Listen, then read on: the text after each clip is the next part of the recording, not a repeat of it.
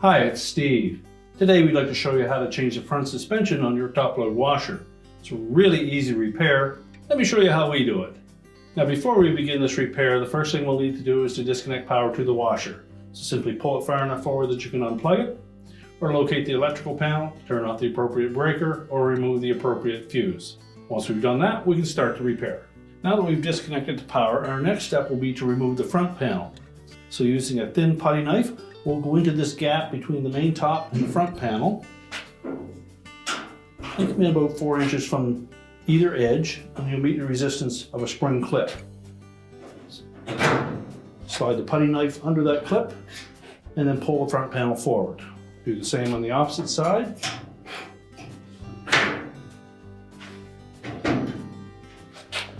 Now once we've released the top of that front panel, just tilt it slightly forward and lift it off of the 2 mounting tabs located on the base frame.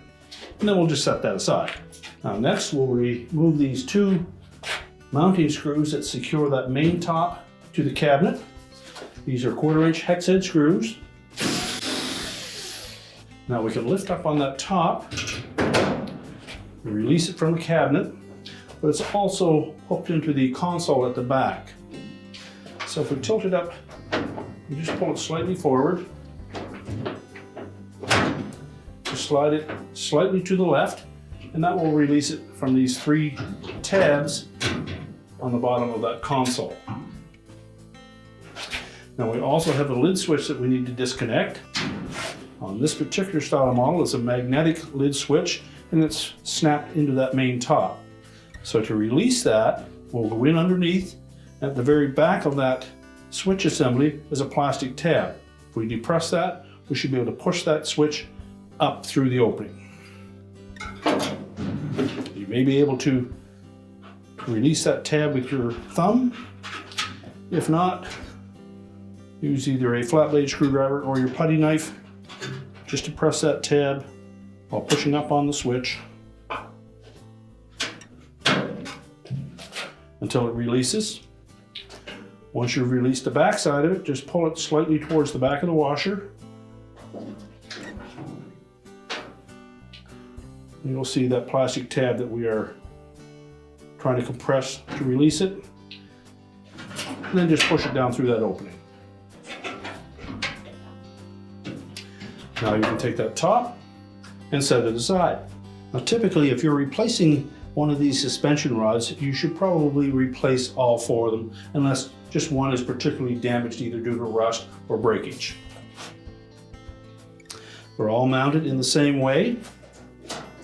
They clip into a support on the bottom of the outer tub and are hung from the frame on top of the cabinet. So to release them, with the front ones, I'll have a little clip on there that either secures the wire harness or the air dome tube. The ones on the rear do not have anything attached to them, but for these front ones, you'll need to release that little plastic clip and just set that aside. Then next we're going to lift up on that tub to take the weight off of it. And then we're going to push that plastic bushing down through that opening. So lift up on the tub, and then using a blunt instrument, simply push that plastic bushing down through that opening. Once you've done that, you can slide it out of that slot, carefully lower the tub.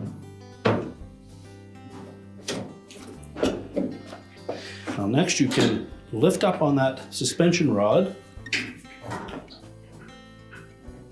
and we need to release the top bushing from the frame around that cabinet next. It's held in place with 2 little plastic tabs. Again, reaching in underneath, just depress one of those tabs and push up on that bushing. Normally, just by releasing one of those tabs, you can lift that bushing away from the frame at the top. Pivot it around, slide the suspension out of the slotted opening,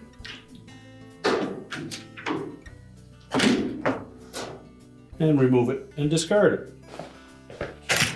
So next we'll take that suspension rod, and pull it up through that opening.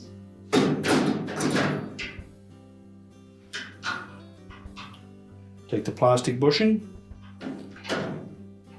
slide it onto that shaft, and take note of the two little plastic locking tabs,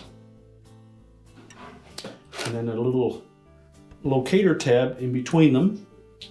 So line those up with the frame at the top and snap it into place. Now, some models, that wire harness may be wrapped around that suspension, and others are just simply clipped to it. So next we're going to lift up on that tub again,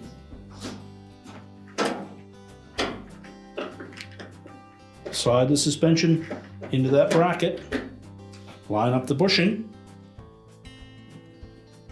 and then press the tub down onto it so that bushing locks into place. So next we'll reattach that harness to that suspension rod.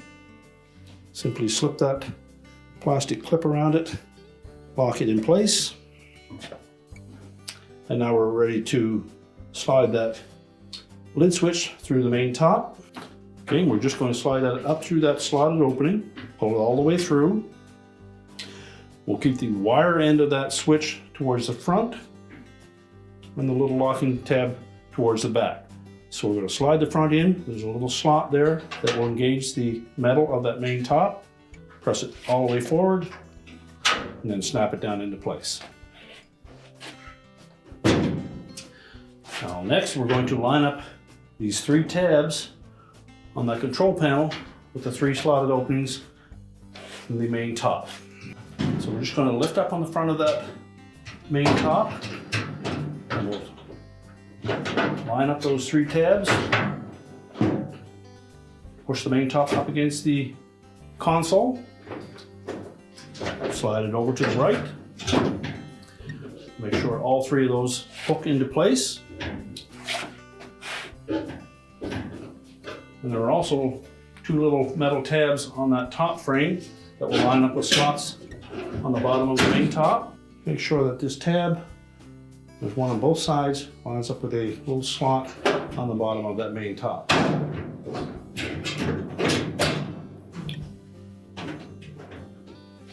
And that secures it in place.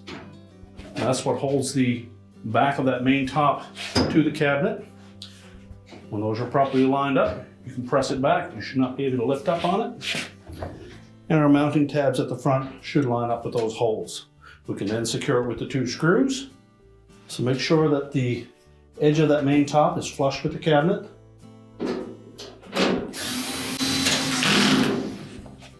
Now when installing that front panel, we're going to line up the two slotted openings on the bottom with the two tabs on the bottom of the base frame. We also need to line up this metal indicator pin with the opening on the side of the front of that panel, as well as line up these four plastic locator pins with the four appropriate holes on the back side of that front panel. That will hold the cabinet square. So set the base in place first, tilt it up, inspect, make sure that those pins are lining up. You may need to push left or right on that cabinet to line them up.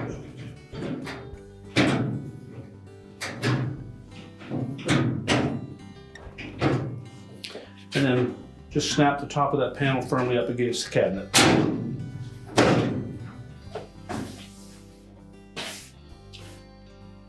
And now we're ready to reconnect the power, and your repair is complete.